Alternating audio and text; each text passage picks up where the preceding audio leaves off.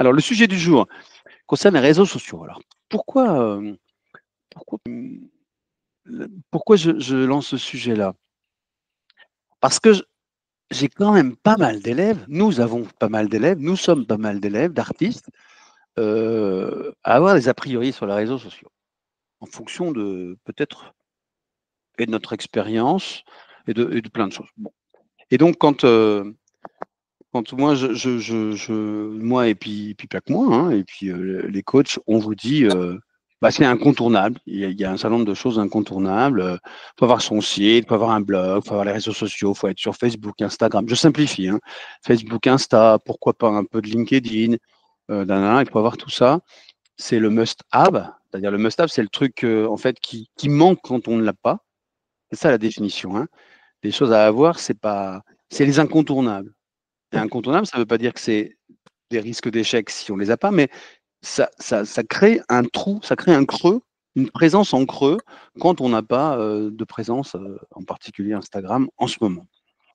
Et donc, voilà, donc, quand on construit une formation, quand on regroupe, quand on reconcentre l'état de l'art, en fait, hein, de l'écosystème artistique, au moins en France, ça fait partie des infos qu'on doit vous faire passer et de la culture, des choses qu'on doit vous inculturer, c'est-à-dire qui doivent rentrer petit à petit en vous et des automatismes ou des habitudes que vous devez acquérir.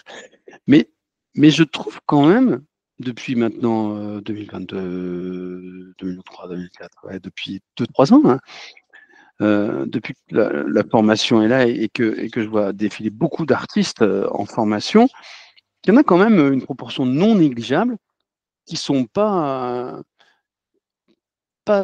hermétiques, mais qui sont pas naturellement, qui suivent pas naturellement ce mouvement, voilà, de publication dans les réseaux sociaux. Et donc, et c'est pas un cas sur 30 ou 40. Dans ce cas-là, on pourrait dire, bah, voilà, il y a l'histoire particulière, il y a des choses qui font que ça.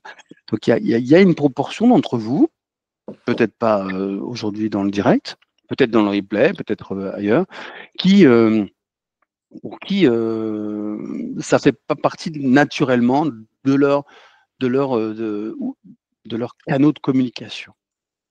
Vous vous rappelez, hein, quand on parle de communication dans Artiste Pro, on dit le cœur névralgique, c'est votre site internet, éventuellement votre blog, etc., un certain nombre de choses. Et puis, de votre site, le trafic, c'est pas parce que votre site existe que du jour au lendemain, vous allez faire péter le serveur avec un trafic extraordinaire.